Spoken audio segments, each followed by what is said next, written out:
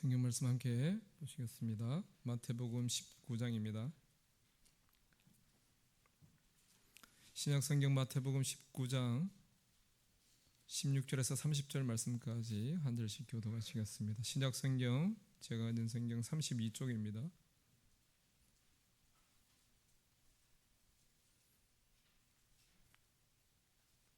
마태복음 19장 16절에서 30절까지 찾으셨으면 한 절씩 교독하시겠습니다. 16절 말씀 제가 먼저 읽도록 하겠습니다. 어떤 사람이 주께 와서 이르되 선생님이여 내가 무슨 선한 일을 하여야 영생을 얻으리까?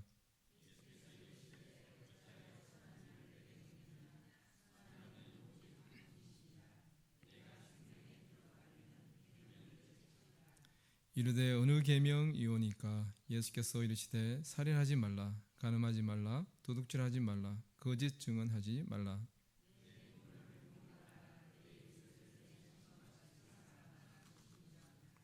그 청년이 이르되 이 모든 것을 내가 지키었사온데 아직도 무엇이 부족하니이까?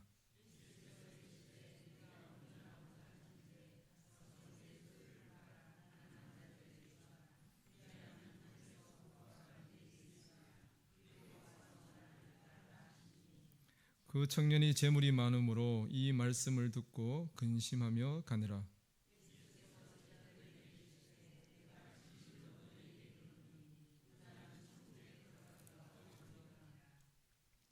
다시 너희에게 말하노니 낙타가 바늘귀로 들어가는 것이 부자가 하나님의 나라에 들어가는 것보다 쉬우니라 하시니,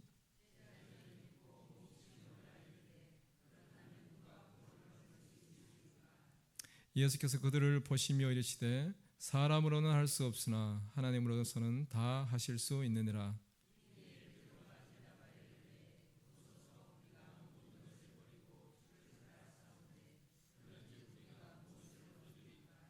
예수께서 이르시되 내가 진실로 너희에게 이르노니 세상이 새롭게 되어 인자가 자기 영광의 보좌에 앉을 때에 나를 따르는 너희도 12 보좌에 앉아 이스라엘 12 지파를 심판하리라.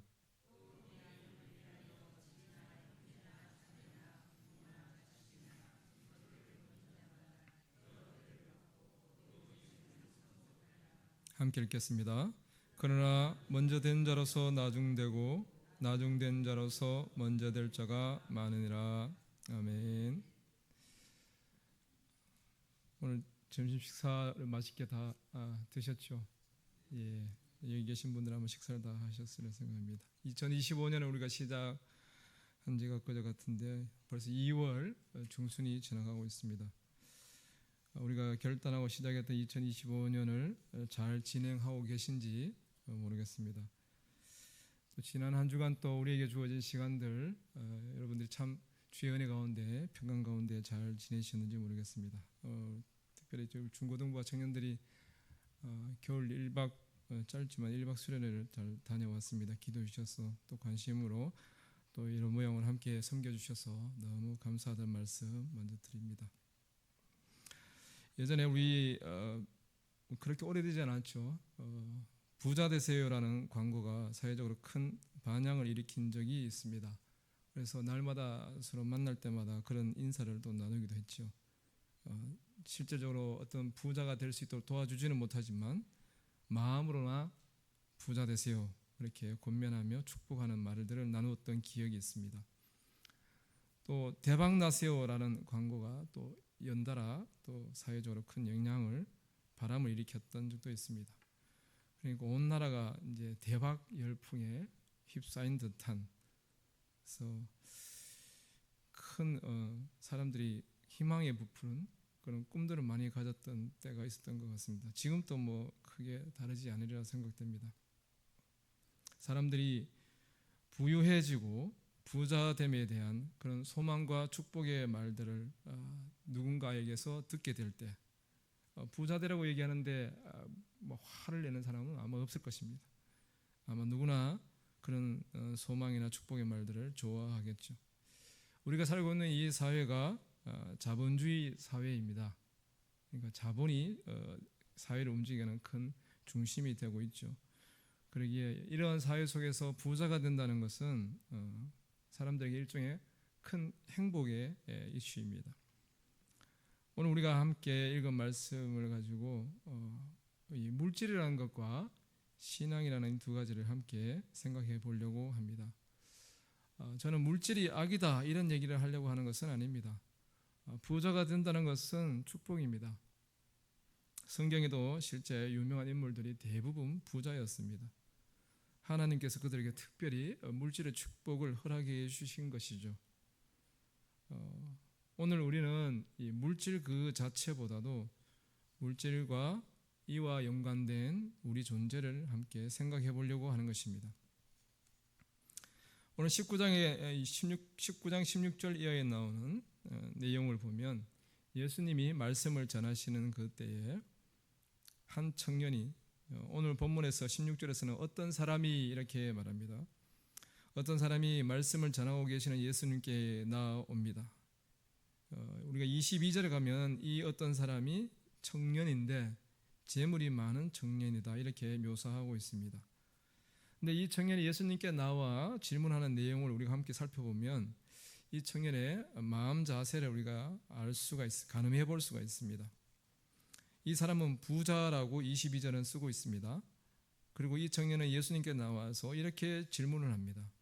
물론 예수님이 말씀을 전하고 계셨기 때문에 많은 사람들이 예수님을 둘러싸고 있습니다.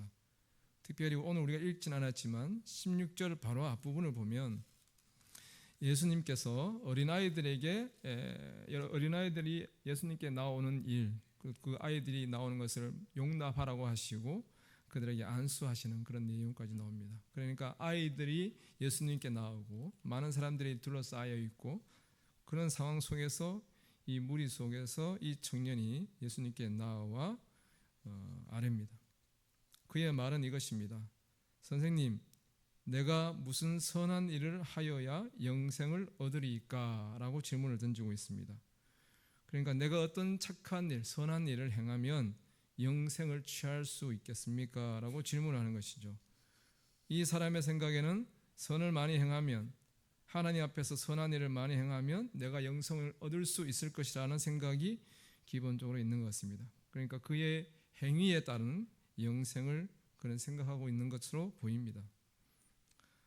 그리고 그는 18절에 보면 예수님께서 이 16절에 무슨 선한 일을 하여야 영생을 얻을까 그 질문에 대해서 예수님께서 말씀하시는 것이 17절과 18절 말씀에 나옵니다.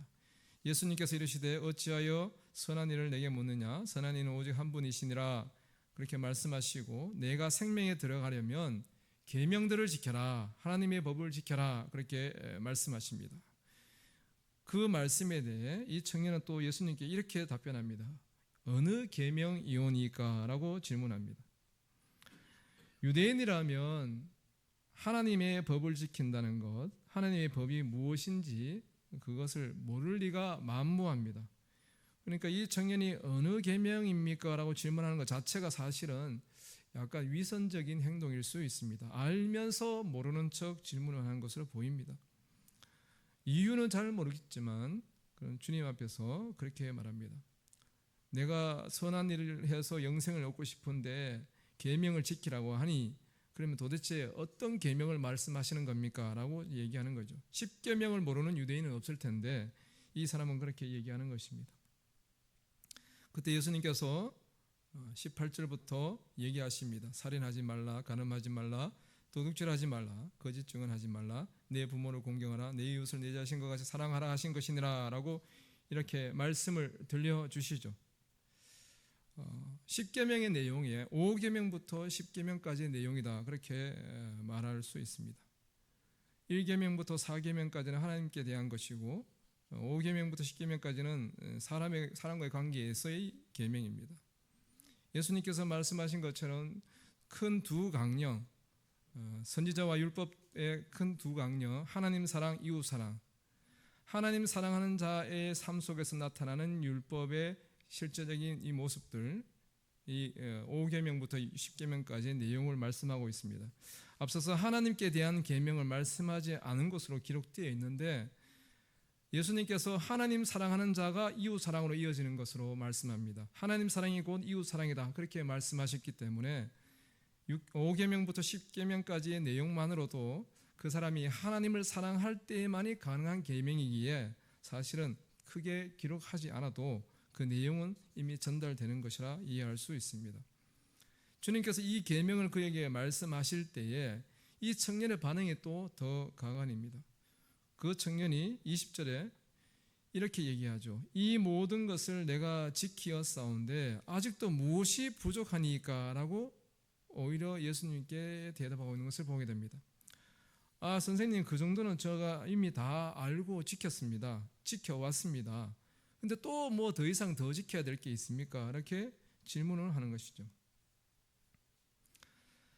다른 복음서에 보면, 마가복음이나 누가복음에 보면 내가 어려서부터 다 지켰습니다.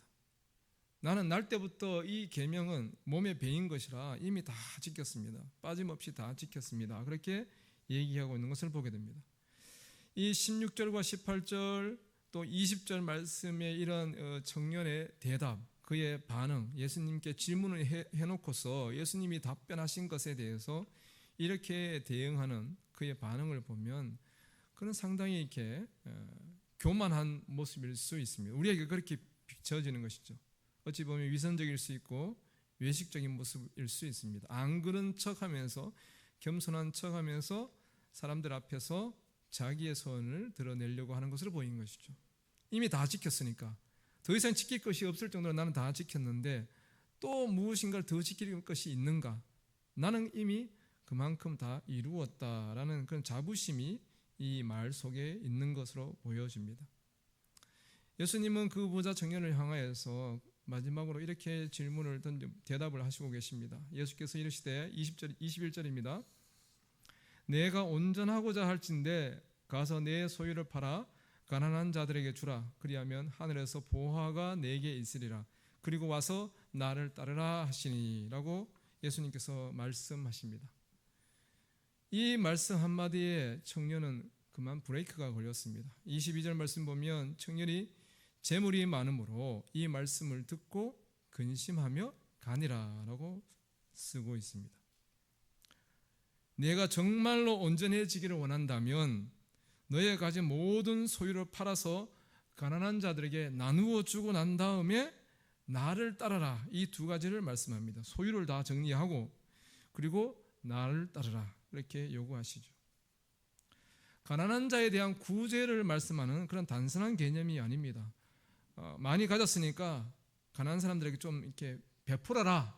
그걸 요구하시는 것이 아니라 내 소유를 다 팔아서 가난한 사람들에게 모두 주어버리라. 그렇게 말합니다.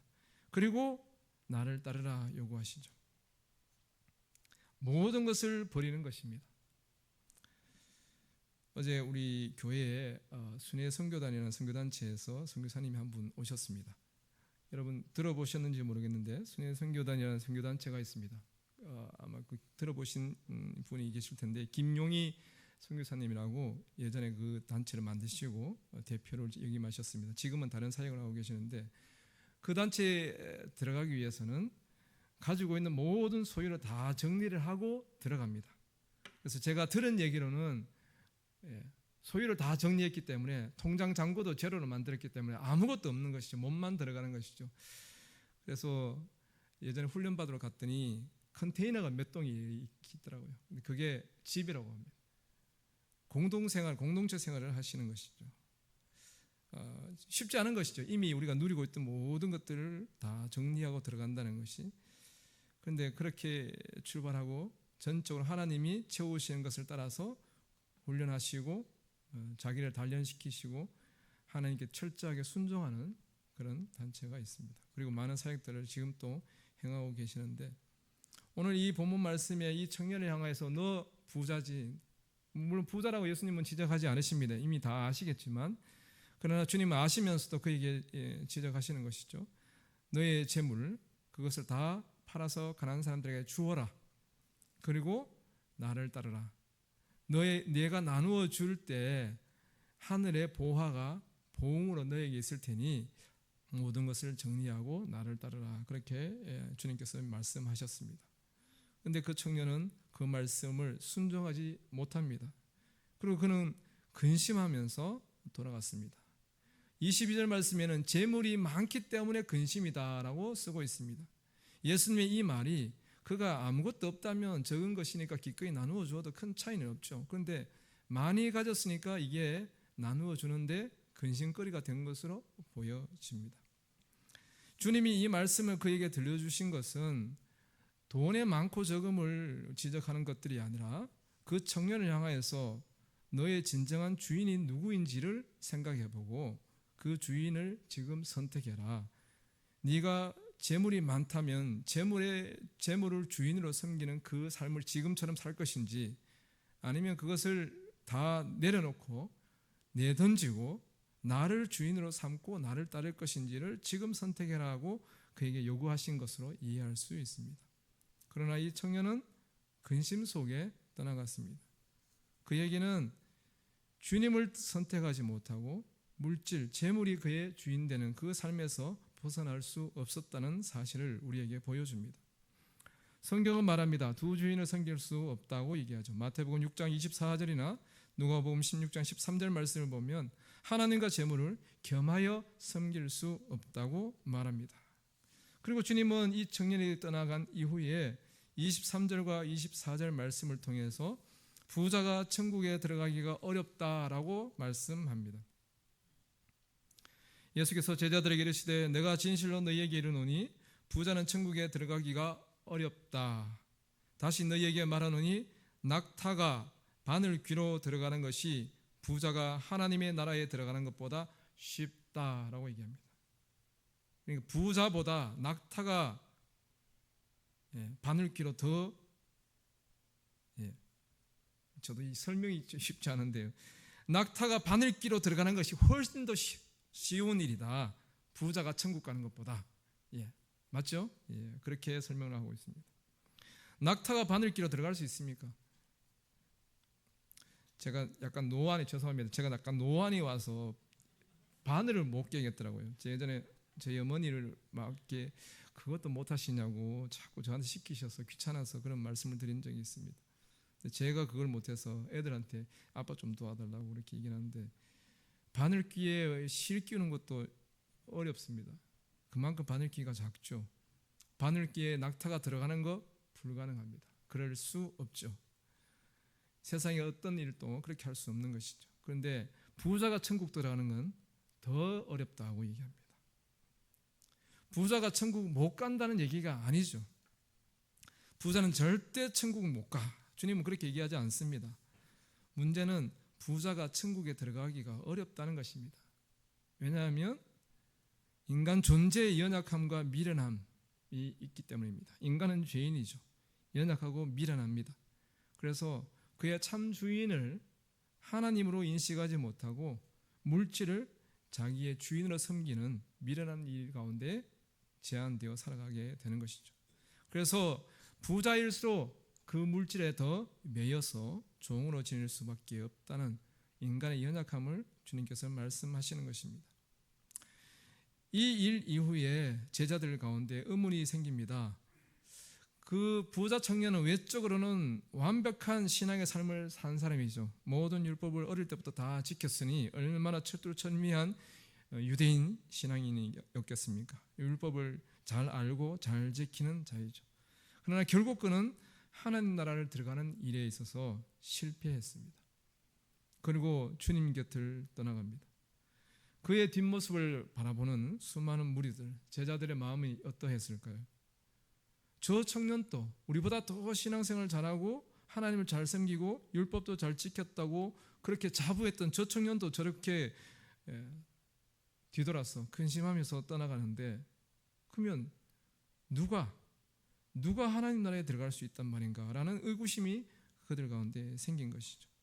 그래서 그들이 말하는 겁니다. 과연 누가 구원을 얻을 수 있을까라고 의문이 생긴 겁니다.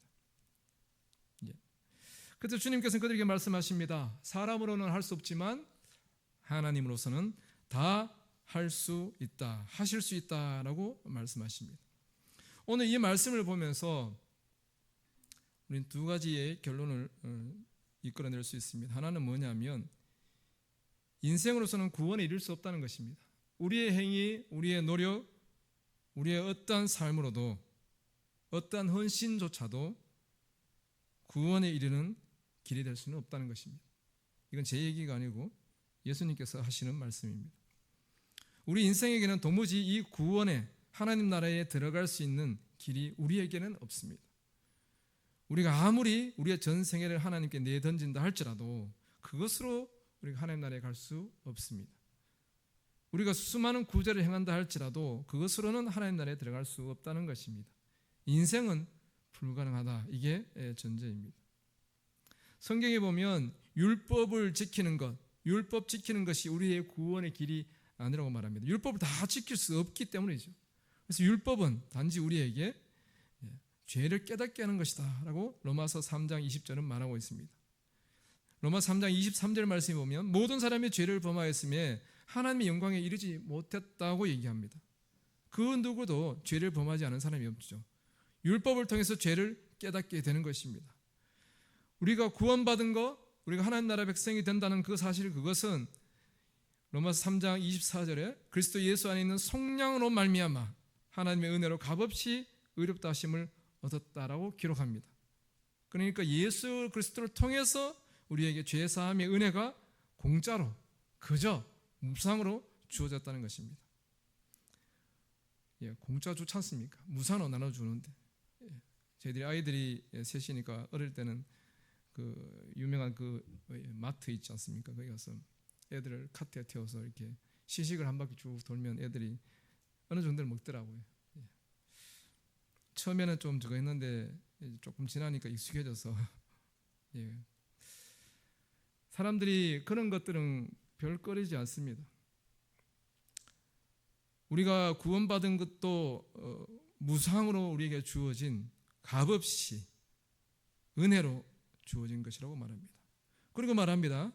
로마서 3장 27절 28절에 보면 자랑할 수 없다고 얘기합니다. 우리 인생은 하나님 앞에서 죄 용서함 받고 구원받고 하나님의 자녀가 되고 의롭다 하심을 얻게 된 이 모든 것들에 대해서 결코 자랑할 수 없다. 그렇게 말씀합니다. 그리고 마지막 28절에요. 사람이 의롭다 하심을 얻는 것은 율법의 행위에 있지 않고 믿음으로 되는 줄 우리가 인정하노라라고 쓰고 있습니다. 그러니 우리의 행위가 아니라 하나님의 은혜로, 믿음으로 우리가 그렇게 의롭다 인정된다는 것이죠. 우리의 외적인 신앙과 외적인 행위의 신앙과 함께 내적인 주인에 대한 포기, 교체를 예수님께서는 그 부자 청년에게 요구하셨죠. 우리 내면의 실제적인 주인, 그 주인의 자리에 이 부자 청년은 물질이 있었던 것입니다. 하나님이 진정한 주인이셔야 되는 그 자리에 물질이 있으니 하나님이 주인이 되시지 못하시는 것이죠. 외적으로 형식적으로 율법적인 신앙의 모습은 가졌을지라도 실질적인 주인의 권세는 물질이 움켜쥐고 있는 것입니다. 그리고 청년은 자기가 주체라고 생각하지만 그러나 실제로는 그 물질이 주인이 되어서 그 청년의 삶을 좌우하고 있었던 것입니다. 그는 하나님을 주인으로 따르는 대신 자기 내면의 실제적인 주인인 물질을 따라가는 길로 떠나가 버렸습니다. 우리는 외적인 행위에서의 신앙의 틀을 갖출 수는 있지만 진정한 주권을 소유한 그 영의 주인, 내면의 주인을 누구로 삼고 있는지에 대해서 돌아봐야 합니다. 외적인 삶이 아니라 내면의 본질적인 자기 주인, 인생의 주권을 우리는 누구에게 내어주고 살아가고 있습니까? 우리 인생은 절대 우리의 힘으로 하나님 나라에 들어갈 수 없습니다. 그렇지만 두 번째 오늘 말씀 속에서 예수님은 우리에게 말씀하십니다. 하나님께서 우리를 하나님 나라에 들어가게 하신다고 얘기하십니다. 인생은 할 수 없지만 26절에 사람으로는 할 수 없으나 하나님으로서는 다 하실 수 있다고 말씀하십니다. 하나님 나라의 주인은 하나님이시죠. 하나님 나라에 들어갈 수 있는 길은 오직 하나님께 있습니다. 완전한 인생으로 사람들에게 완전한 신앙의 행위로 모습으로 나타날 수는 있을지라도 하나님 나라에 들어가는 것은 별개입니다. 하나님 나라에 들어갈 수 없는 인생에게 하나님 나라를 허락하시는 것은 오직 하나님 그분의 은혜로, 오직 그분 하나님 한 분을 통해서 우리가 이 은혜를 누릴 수 있는 것이죠. 하나님만 하실 수 있다, 그렇게 쓰고 있습니다. 하나님 나라는, 천국은요, 하나님을 우리의 주인으로 고백하고 섬기는, 그래서 순종하는 자들이 들어갈 수 있습니다. 자신의 진정한 주인을 하나님으로 고백하고 실제적으로 하나님의 주인 되신 권한 행사에 오로지 순종으로 반응하고 행하는 그러한 순종의 사람들이 하나님 나라에 들어갈 수 있는 것이죠. 우리는 그러한 사람을 하나님 나라에 속한 천국 백성이다, 그렇게 말할 것입니다. 구원, 곧 하나님 나라 천국에는 오직 하나님께, 천국은 오직 하나님께 속해 있다는 사실을 우리는 분명히 알고 또 그렇게 고백합니다. 그렇다면 우리는 하나님 나라에 들어가는 그 길은 하나님께서 주신 그 길 외에, 하나님께서 그리스도를 통해서 우리에게 주신 길 외에는 없다는 사실을 기억해야 합니다. 오늘 말씀 가운데 예수님은 제자들에게 하나님 나라에 들어가는 자들, 그 하나님 나라에 들어가기 위해서 자기의 주인된 권리를 세상 그 어떤 것에 두지 않고 하나님께 둔 자들, 그래서 기꺼이 자기의 모든 것을 내버렸던 베드로의 고백과 같이 모든 것을 버리고 주를 따랐던 자들에게 이렇게 말씀하십니다. 현세와 내세에서의 부흥이 있다고 말씀하시죠. 오늘 29절 말씀에 보면 또 내 이름을 위하여 집이나 형제나 자매나 부모나 자식이나 전토를 벌인 자마다 여러 배를 받고 또 영생을 상속하리라고 쓰고 있습니다. 그런데 마가복음에 보면 이 부분을 이렇게 쓰고 있습니다. 마가복음 10장 29절 30절 말씀에 예수께서 이르시되 내가 진실로 너희에게 이르노니 나와 복음을 위하여 집이나 형제나 자매나 어머니나 아버지나 자식이나 전토를 벌인 자는 현세에 있어 집과 형제와 자매와 어머니와 자식과 전토를 100배나 받되 박해를 겸하여 받고 내세에 영생을 받지 못할 자가 없느니라, 그렇게 쓰고 있습니다. 누가복음 18장 30절에도 보면 현세 여러 배를 받고 내세 영생을 받지 못할 자가 없다라고 쓰고 있습니다. 마태복음을 보면 그렇게 평이하게 기록이 되어 있지만 마가복음에 기록된 마가복음 10장 30절 말씀을 자세히 보면 현세에서 집과 형제와 자매와 어머니와 자식과 전토 거의 다 버린 거죠. 자기의 혈연, 자기의 소유를 다 버린 사람은 100배를 받는다고 합니다. 무엇을 받습니까? 다 버렸는데요. 그런데 받는 내용을 보면 집을 100배나 받고요, 형제를 100배나 받고 자매를 100배나 받고 어머니를 100배나 자식을 100, 물질에 대한 보응으로 100배를 얘기하면 이해는 할 수 있습니다. 내가 100을 버렸는데 1만을 채워주신다, 감사하다 이렇게 생각했는데 어머니를 100배로 돌려받는답니다. 자식을 100배로 돌려받는데 형제 자매를 100배, 여러분 우리 어머니는 한 분이시잖아요. 우리 자녀들도 다 이렇게 몇 명 딱 제한되어 있지 않습니까? 그런데 100배를 돌려받는다고 얘기합니다. 이것은 현세에서의 얘기입니다. 내세에서는 영생의 약속이 있지만 우리가 살고 있는 이 땅 위에서 우리에게 100배의 보응을 얘기하십니다. 우리가 어떻게 100배를 받을까요? 다 버렸는데 부모를 사올 수도 없고 자녀들을 사올 수도 없는데요. 이것은 이 땅 위에서 우리가 예수 그리스도를 믿는 믿음 안에서 교회 공동체로 살아가는 것 가운데서 우리가 얻고 누리게 되는 축복을 말하는 것으로 이해할 수 있습니다. 교회에서 우리 형제 자매님들 다 형제라 자매라 얘기하죠. 나이 드신 어르신들 우리의 어머님이고 부모님이고 아버님이시지 않습니까? 한두 명이 아니잖아요. 왕도교회만 해도 얼마나 많으신 어머님들이 계시며 얼마나 많으신 아버님들이 계십니까? 또 얼마나 많은 자녀들이 있습니까? 우리가 이렇게 예수 그리스도 안에서 새로운 육적인 이전의 모든 것들을 내려놓고 그것을 버릴 때에 우리에게 하나님께서 더 풍성한 것으로 갚아주시고 채워주시는 영적인 교회 공동체를 통한 새로운 가족이 우리에게 주어지는 축복, 그것을 말씀하시는 것으로 이해할 수 있습니다.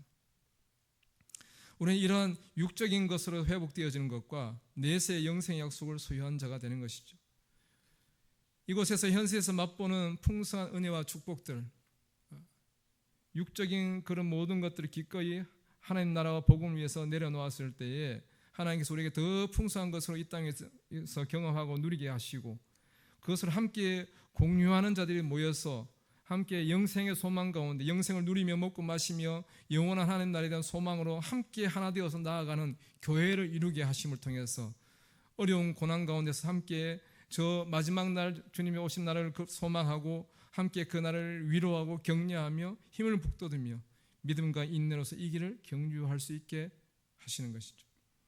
히브리서 12장 1절 말씀에 이러므로 우리에게 구름같이 둘러싼 허다한 증인들이 있으니 모든 무거운 것과 얽매이기 쉬운 죄를 벗어버리고 인내로서 우리 앞에 당한 경주를 하며 라고 쓰고 있습니다. 우리에게 구름같이 둘러싼 허다한 증인들은 믿음의 선진들 뿐만 아니라 오늘 우리 시대에 우리 주위에 있는 수많은 믿음의 선배들, 어르신들이 또한 이 증인들에 속하겠죠. 그래서 우리는 함께 이 소망으로 달려가는 믿음의 삶들을 감당할 수 있게 되는 것입니다. 우리는 또 하나 사실들을 보게 됩니다. 하나님 나라에 과연 합당한 자들은 누구인가에 대해서 생각할 수밖에 없습니다. 부자지만, 그러나 율법적으로 신앙생활을 잘 했다고 자부했지만 결국 하나님 나라에 합당하지 못한 자가 되어버렸습니다. 그런데 오늘 우리가 읽진 않았지만 19장 13절부터 15절 말씀 보면 어린아이가 나옵니다. 부자가 아닌 어린아이입니다. 19장 14절 말씀을 보면 이렇게 쓰고 있습니다. 예수께서 이르시되 어린아이를 용납하고 내게 오는 것을 금하지 말라. 천국이 이런 사람의 것이니라. 천국은 어린아이와 같은 이들의 것이다 라고 얘기합니다. 이 19장 오늘 읽은 본문 말씀이 나타난 부자는 어떻습니까? 그는 철저하게 자기 욕망에 근거한 탐욕을 위해서 살아왔던 인물입니다. 외적인 신앙의 모습은 있었지만 그의 내면은 자기의 욕망을 위한 삶이었습니다. 자기 만족을 위한 것에서 자유하지 못하고 결국은 스스로 물질의 종이 되어 살아가는 인생이었습니다. 그러니 자기 손에 쥐인 것들을 결코 포기 못한 것이죠. 그것이 그의 연약함이었습니다. 그런데 어린아이는 어떻습니까? 어린아이는 아무리 큰 것을 가져도 어른들이 다른 것을 바꿔주며 기꺼이 좋은 것을, 좋아 보이는 것을 택하죠. 그것이 어린아이입니다. 또 어린아이는 어떻습니까? 자기의 능력으로 뭘 할 수 없기에 기꺼이 엄마의 손을 찾습니다. 아버지의 손을 찾습니다. 내가 못하니까 나보다 더 탁월한 능력자, 내가 믿고 의지할 수 있는 나의 부모님을 구하는 것이죠. 그리고 그 부모님을 철저히 의지합니다. 아무리 큰 위험이 닥쳐도 부모만을 꽉 의지하고 붙드는 것이 어린아이죠. 왜냐하면 내가 의지할 유일한 존재는 바로 부모라는 사실을 알기 때문에 그렇습니다. 하나님은 우리가 하나님께 그렇게 전적인 의존으로 행할 때만이 천국에 합당하다라고 말씀하시는 것이죠. 그러나 부자 청년은 어땠습니까? 하나님을 주인으로 의지하지 않았습니다. 내가 주인이었고 물질이 그의 진정한 주인이 되었기에 그 움켜진 것을 놓을 수가 없었던 것이죠. 그러기에 부자보다는 어린아이 같은 사람이 하나님 나라에 합당하다 그렇게 말씀합니다. 두 번째로 보면 인간적인 욕망을 위해서 버리는 존재가 아니라 인간적인 욕망 자체를 버리는 사람이 하나님 나라에 합당하다고 얘기하십니다. 오늘 19장 3절 이하에 보면 바리새인들이 나와서 그 아내를 버리는 사건, 아내를 버리는 이혼에 대해서 얘기합니다. 그 얘기에 대해서 주님께서 모세가 이혼 증서를 주어서 이혼하라고 하지 않았습니까? 이렇게 항변할 때 예수님께서 말씀하시기를 19장 8절에 모세가 너희 마음의 완악함 때문에 아내 버림을 허락하였거니와 본래는 그렇지 않다 이렇게 얘기하죠. 결국 뭐냐면 이 사람들이 이혼 증서라는 것을 핑계 삼아서 자기의 탐욕을 위해서 자기의 아내를 버리는 것이죠. 이러한 자기 탐욕을 위해서 무엇인가를 버릴 수는 있지만 그러나 주를 위해서 나의 진정한 주인 되신 하나님을 위해서 나의 탐욕을 버리지는 못하는 것이 바리새인들이었던 것입니다. 하나님을 사랑하고 복음을 위하여 하나님 나라를 위하여서 자기에게 속한 것은 아무것도 내려놓지 못하면서 자기의 욕망을 위해서라면 무엇이든지 내어버릴 수 있는 이러한 것이 우리 인생이 아닌가 하는 것이죠. 그렇다면 나의 욕망을 위해서 버리지 못하는 자가 아니라 주를 위해서라면 내 욕망마저도 기꺼이 내어버리고 주를 좇을 수 있는 사람, 그런 사람이 하나님 나라에 들어갈 수 있다고 우리는 이해할 수 있는 것입니다. 진정한 버림이라는 것은 하나님 나라와 복음, 주를 위하여서 우리의 탐심이나 욕망을 버리는 자리에 나아가는 것입니다. 주님은 이러한 진정한 버림을 말씀하시고 요구하시지만 인생은 그것을 조차 순종함으로 행하지 못하는 것이죠. 앞서서 하나님 나라를 위해서 가족을 내어버리고, 이 얘기는 뭐 어디 가족들과 재련을 하고 인연을 끊어버리고 뭐 연락도 하지 말고 그렇게 살아라, 그렇게 얘기하시는 건 아니죠. 그 모든 것보다 먼저 주를 사랑하는 그 마음이 우선의 자리에 있어야 된다고 우리에게 요청하시는 것인 것을 여러분이 아시리라 생각합니다. 말씀을 정리하고자 합니다. 우리 인생이 주목하고 또 우리에게 가장 잘 드러나는 것은 외적인 것입니다. 우리의 내면은 그 누구도 알 수가 없습니다. 그런데 하나님은 무엇을 보시죠? 우리의 겉모습을 보시지 않습니다. 우리가 주일날 이렇게 그래도 이렇게 깔끔하게 단정하게 교회에 입고 나오지만 주님은 우리의 중심을 다 아시죠. 사무엘상 16장 7절 말씀에 나 여호와는 중심을 본다 하고 얘기하십니다. 사람들은 외모를 보고 키를 보고 용모를 보고 그의 행색을 보고 그렇게 판단하지만 그러나 하나님은 우리의 중심을 본다고 얘기합니다. 중요한 것은 너의 마음 중심이다, 그렇게 우리에게 말씀하시는 것이죠. 우리 영혼의 진정한 주인은 누구이며 우리는 무엇이 우리 영혼의 주인이라고 고백하십니까? 외적인 형식이나 모습, 행위가 아니라 우리 내면의 진정한 주인은 과연 누구인가요? 내 삶을 이끌어가는 주권자 자리에 과연 무엇이 자리하고 있습니까? 물질입니까? 권력입니까? 명예입니까? 아니면 우리의 이기적인 욕망입니까? 우리는 그것을 하나님 앞에 스스로 점검하고 또 점검해야 할 것입니다. 우리는 생각해 봐야 되겠습니다. 스스로 당당하게 나와왔던 부자 청년의 외침을요. 그는 16절에 내가 무슨 선한 일을 해야 합니까? 그렇게 당당하게 주님 앞에 나와서 질문을 던졌습니다. 그리고 18절에 도대체 어떤 계명입니까? 어떤 계명이 있습니까? 라고 얘기하죠. 20절에 아직도 내가 무엇이 더 부족한 것이 있습니까? 라고 자부했던 인물입니다. 그런데 결국 주님 곁을 떠났습니다. 하나님 나라에 들어가는 것은 하나님의 권한에 속한 것임을 우리는 정말 믿고 고백하십니까? 우리는 때로 우리의 행위와 열심이 또 우리의 헌신이 충만할 때 왠지 하나님 앞에 당당해지는 것 같습니다. 말씀 생활, 기도 생활, 또 전도 봉사가 우리 안에 넘쳐날 때 믿음 생활대로 잘 사는 것처럼 이해될 수도 있습니다. 물론 그럴 수도 있습니다.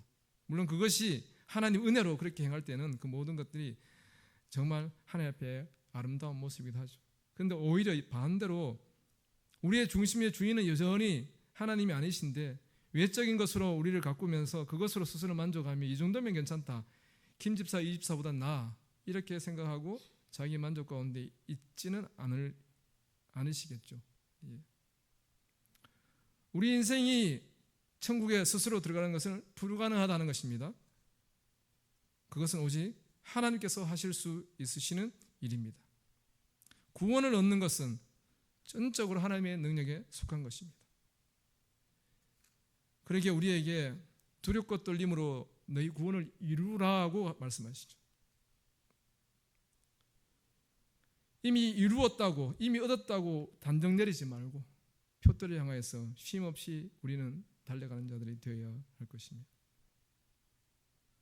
그리고 우리 자아의 죽음, 우리 욕망의 죽음, 그 죽음에 하나님 이전보다 더 풍성한 생명의 나눔과 누림의 기쁨과 감격을 약속하셨습니다. 이 세상에서 현세에서 누리는 100배의 축복과 내세에서 누리는 영생의 약속, 모든 것을 버렸던 제자들은 어떤 물질적인 아니면 인간적인 대가를 주님을 통해서 보답받으려고 기대했던 것으로 보여집니다. 주님이 십자가에 돌아가시기 전까지 모습을 보면 서로 높은 자리에 앉으려고 그런 모습을 우리에게 보이지만, 주님은 그들에게 진정한 축복이 무엇인지를 끊임없이 들려주셨죠. 세상의 관점과 육신의 욕망이라는 관점에서 우리는 상실한 자가 되어야 됩니다. 세상 사람들 볼 때 별거 아니라고 말할지라도 우리의 중심의 주인이 주님이 계신다면 우리는 이미 모든 것을 얻은 자입니다. 모든 것의 주인 되신 하나님께서 주와 복음과 하나님 나라를 위해서 자신의 죽음과 모든 것을 내어버린 자들을 향해서 감당할 수 없는 풍성한 회복과 충만한 축복을 약속해 주셨습니다.